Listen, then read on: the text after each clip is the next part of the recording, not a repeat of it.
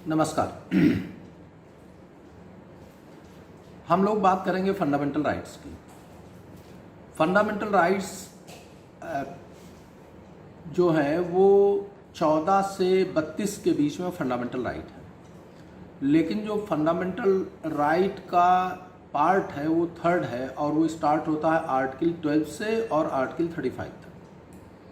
तो आर्टिकल 12 और 13 के बारे में जानना जरूरी है। उसके बाद फंडामेंटल राइट्स स्टार्ट होते हैं, जिनकी कैटेगरी जो है वो 6 में डिवाइडेड है, पहले 7 में। तो हम फंडामेंटल राइट में एंट्री जब करेंगे 14 आर्टिकल 14 और इक्वलिटी और फ्रीडम वाले में, तो उसके पहले 12 समझ लेते हैं और 13 समझ लेते हैं। 12 समझने में 1 मिनट लगेगा, 13 में थोड़ा ज़्यादा टाइम लगेगा। देखिए, जो फंडामेंटल राइट्स हैं वो स्टेट के अगेंस्ट पढ़े जाते हैं। कहा जाता है कि फंडामेंटल राइट्स का नेचर नेगेटिव है। इनके क्लासिफिकेशन और ये सब चीज़ें जो हैं जब हम फंडामेंटल राइट स्टार्ट करेंगे तब बताएंगे। मगर कहा जाता है कि स्टेट के अगेंस्ट हैं। State shall not discriminate only on the grounds of religion, race, caste, sex, place of birth और एनी ऑफ दीज। तो इसे यहाँ का स्टेट का क्या मतलब? तो सबसे पहले इंट्रोडक्शन में आर्टिकल 12 बताता है कि स्टेट क्या है। उसका टाइटल ही है डेफिनेशन। तो स्टेट क्या है, कैसे जानोगे कि स्टेट शैल नॉट? तो कब स्टेट ने कर दिया? तो इसके लिए आर्टिकल, जब तक कि कॉन्टेक्स्ट अदरवाइज रिक्वायर ना हो, आर्टिकल 12 कहता है, तब तक state includes union government and parliament, माने केंद्र की सरकार और संसद, स्टेट गवर्नमेंट्स और स्टेट लेजिस्लेचर्स, राज्य की विधायिकाएं और राज्य की सरकार, एंड जो बाकी हैं, and all the other authorities and local bodies and other authorities within the territory of India are under the government of India, माने भारत राज्य क्षेत्र के अंदर या भारत सरकार के अधीन। Local bodies and other authorities, तो ये जैसे म्यूनिसिपल कॉरपोरेशंस हैं। अदर अथॉरिटीज़ में कई बार केसेज आए हैं जिनमें डिफाइन करने की बताया गया है कि जहाँ हैवी सरकार का फाइनेंस लगा हो, सरकार के कंट्रोल में हो, या जिस तरीके से, तो अदर अथॉरिटीज़ को डिफाइन करने की ज़रूरत पड़ती है। तो ये केवल 6 चीज़ें हैं जो आपको याद करनी है, और प्रीलिम्स के पॉइंट ऑफ व्यू से भी आप याद कर लीजिए कि व्हाट स्टेट इम्प्लाइज। तो आपको याद कर लेना है parliament, union government, state legislature, state government, local bodies and other authorities within the territory of India और under the government of India. Bharat राज्य क्षेत्र के अंदर है, सरकार के अंदर ना भी होंगे तो मान लिए जाएंगे, और भारत राज्य क्षेत्र के बाहर हैं और चाहे जिस देश में हो, लेकिन भारत सरकार के अधीन होंगे तो वो राज्य में आ जाएंगे। तो जब कहा जाएगा राज्य ऐसा नहीं करेगा, तो इसका मतलब होगा कि न संसद कानून बनाएगी, न केंद्र की सरकार कोई आर्डर जारी करेगी, ना राज्य की विधायिका कोई कानून बनाएगी, ना राज्य की सरकार कोई कानून मतलब एग्जीक्यूटिव उसको आर्डर देगा, और ना ही ऐसा है कि म्यूनिसिपल कॉरपोरेशन या म्यूनिसिपैलिटी बोर्ड कोई ऐसा कानून लगा दे। तो राज्य जहाँ कहा जाएगा तो वहाँ इसका मतलब हुआ कि ये राज्य है। तब आप जानोगे कि राज्य, जैसे आपसे कहा जाए कि जाइए, चले जाइए, जितने भी हर्बल जो हैं हर्बल प्लांट्स हैं उनकी पत्तियाँ चुन लाइए। अब आपको मालूम नहीं कि हर्बल क्या होता है, तो कैसे जानोगे, क्या चुन लाओगे? पेड़ आपके सामने से निकल गया, आपको मालूम ही नहीं चला कि हर्बल प्लांट था। ऐसे ही जब आपसे कहा जा रहा है, हर आर्टिकल में कहा जाता है कि स्टेट शैल नॉट, तो वो स्टेट शैल नॉट डिस्क्रिमिनेट या स्टेट शैल नॉट, ये तो ये जब स्टेट बार बार कहा जाएगा, तो इससे ये भी ध्यान रखना कि पूरे कॉन्स्टिट्यूशन में जहाँ कहीं भी आप पढ़ोगे कि स्टेट क्या कर सकता है, तो स्टेट का मतलब है ये सब। जहाँ कहा जाए पार्लियामेंट क्या कर सकता है, तो पार्लियामेंट का मतलब यूनियन लेजिस्लेचर। जहाँ कहा जाए कि विधायिका नहीं कर सकती है, लेजिस्लेचर नहीं कर सकता, तो माने पार्लियामेंट और स्टेट।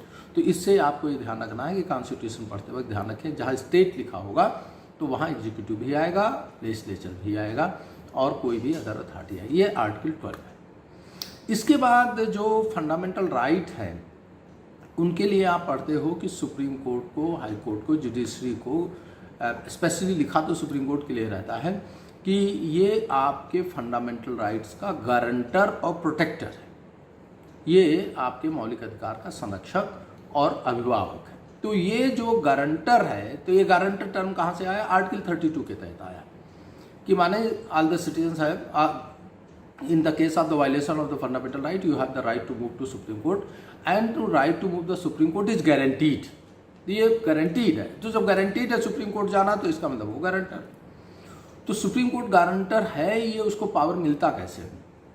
तो ये पावर मिलता है आर्टिकल 13 से, क्योंकि आर्टिकल 13 जो है वो इस भाग में दिए गए प्रोविजंस को स्पेशल प्रोटेक्शन देता है।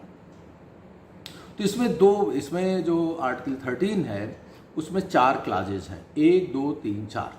3 जो है उसके फिर सब क्लाजेज हैं A, B, और जो चौथा क्लाज है वो 24th अमेंडमेंट से जोड़ा गया।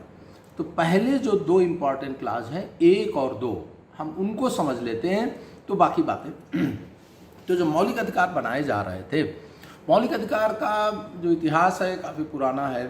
हम लोग फंडामेंटल राइट की मांग कर रहे थे कि फंडामेंटल राइट लाए जाएं। फिर हम कांग्रेस ने जो है वो नेहरू कमेटी से इसकी शुरुआत करने की कोशिश किया। फिर कराची अधिवेशन में फंडामेंटल राइट्स का कॉन्सेप्ट आया और सरकार से हम लोग मांग कर रहे थे। जब संविधान हमारा बना तो फंडामेंटल राइट हमने संविधान में डाल ली।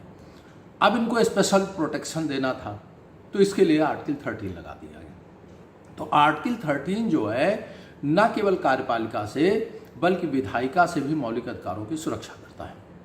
इसको ध्यान, और न केवल संविधान 26 जनवरी 1950 को जब लागू हो गया उसके बाद से विधायिका की रक्षा करता है।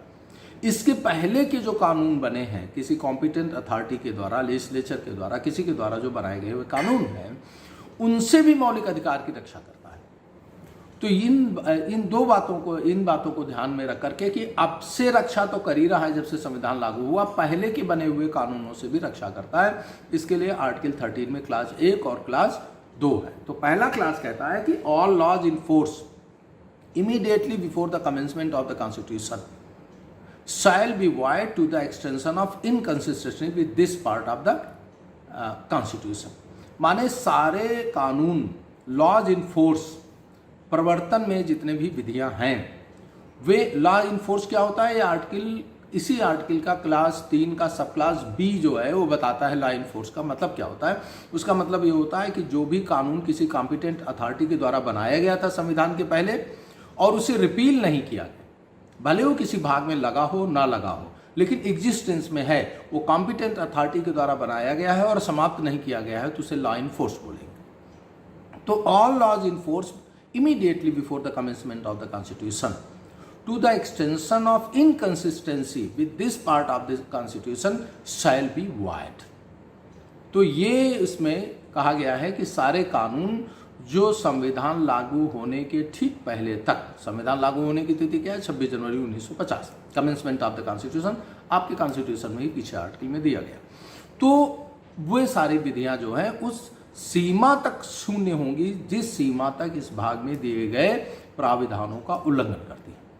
तो to the extension of inconsistency, तो इसके लिए doctrine of severability and doctrine of eclipse लगता है, जो अभी आपको बताएंगे। दूसरा कह रहा है, दूसरा क्लास कहता है state shall not make a law that takes away और abridge the rights given in this part of the constitution and if any law violate the rights given in this part of the constitution to the extent of contravention the law shall be void।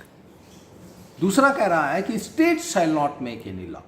state shall not make any law माने parliament केवल ये नहीं कि कानून नहीं बनाएगी या भारत सरकार ऐसा कोई ऑर्डर नहीं जारी करेगी या स्टेट लेजिस्लेचर कोई कानून नहीं बनाएगा, माने स्टेट जो आर्टिकल 12 में डिफाइन किया गया है।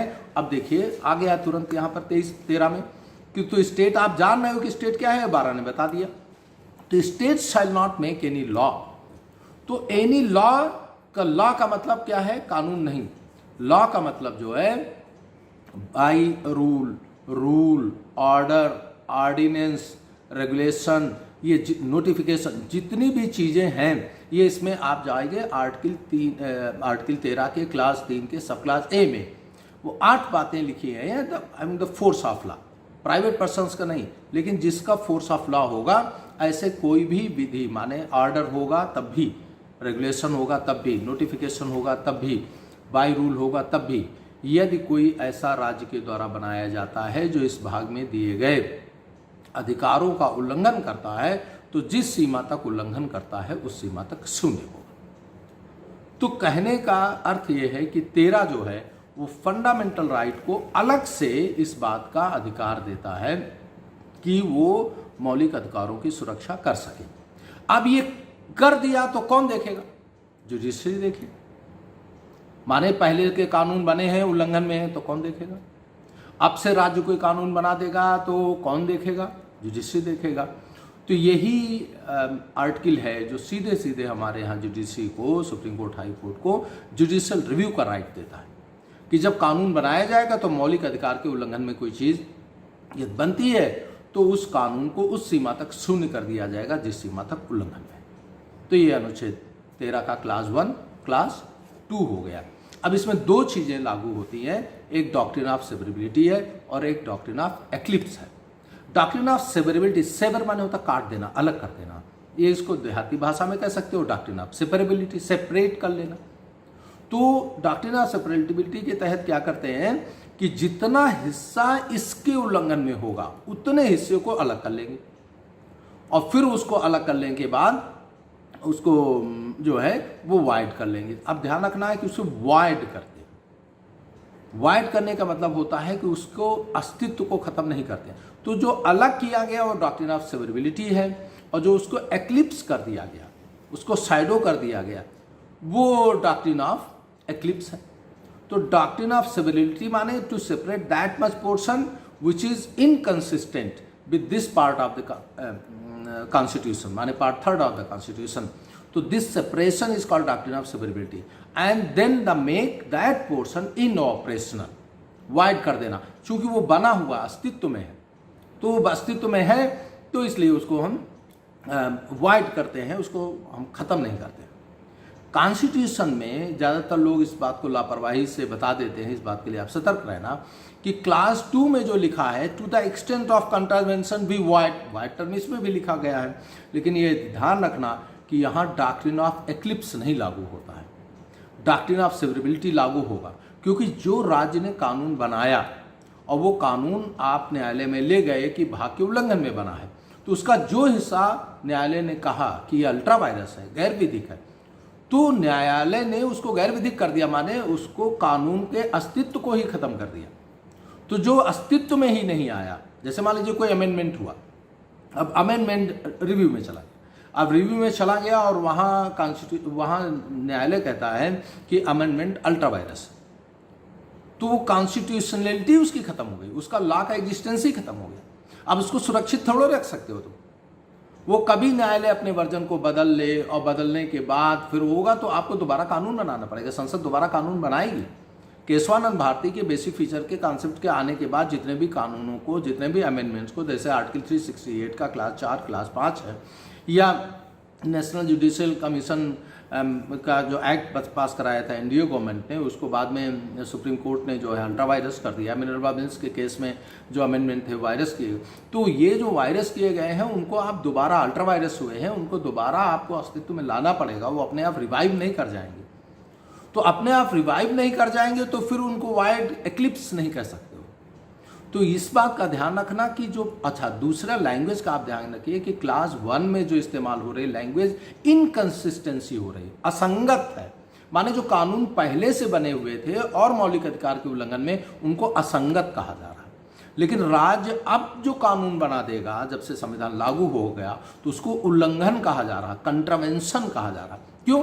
क्योंकि अब तो बना बनाया कानून है, इसके आप उल्लंघन में कानून बना रहे हो, और पहले वाले कानून बने थे उनको क्या मालूम था क्या फंडामेंटल राइट में आएगा, तो वो इनकंसिस्टेंट है। तो आप मोटा मोटा डिस्क्रिमिनेशन कर लीजिए कि इनकंसिस्टेंट लॉज को हम सेवर करते हैं, अलग करते हैं और एक्लिप्स करते हैं। लेकिन कंट्रावेंशन में, माने ये तो आपकी बदतमीजी है कि आप संविधान के, इसके मौलिक अधिकार के उल्लंघन में कानून बना रहे हो, तो उसको सुरक्षित क्यों रखेगा? जब न्यायालय ने कह दिया कि अल्ट्रा वायरस है तो अल्ट्रा वायरस है, तो वो नल एंड वाइड हो जाता, वो सुरक्षित नहीं रखा जाता।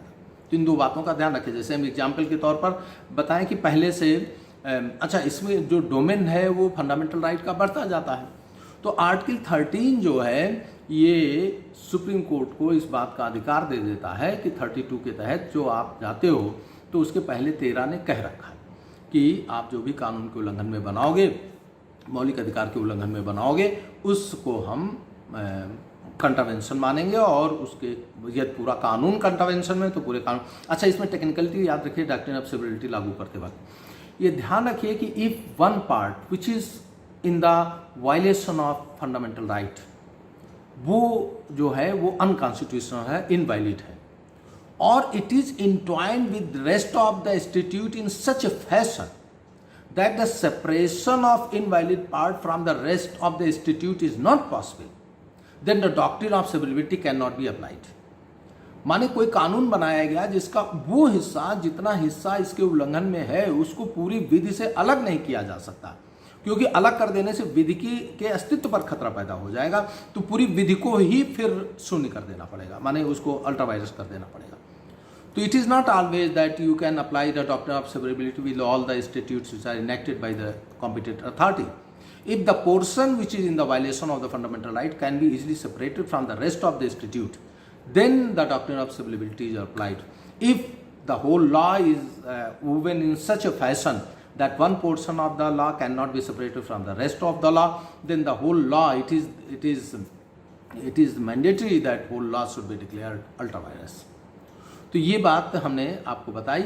अब इससे जुड़े हुए जो कॉम्प्लिकेशंस निकल करके आए हैं उनके बारे में हम नेक्स्ट वीडियो में आपके साथ डिस्कस करेंगे। उसका भूमिका बता देते हैं। भूमिका ये है कि अब सवाल ये उठता है कि state shall not make any law, तो state shall not make any law में amendment of the constitution under article 368 आता है कि नहीं आता। यदि अमेंडमेंट ऑफ द कॉन्स्टिट्यूशन भी आता है अंडर आर्टिकल 368, तो माने bye amending the constitution you can not amend this part of the constitution, क्योंकि या तो एब्रिज करेगा या टेक अवे करेगा, कुछ ना कुछ करेगा। तो इसको लेकर के कई सारे केसेज हुए। शंकरी प्रसाद वर्सेज यूनियन ऑफ इंडिया से लेकर के सज्जन सिंह का केस है, Golaknath versus state of Punjab का केस है, फिर इसके बाद केशवानंद भारती का केस है, मिनरवा मिल्स केस है, तमाम सारे केसेस, पावन राव का केस है, बहुत सारे केसेस बाद में आए जिन्होंने इस बात को देखा।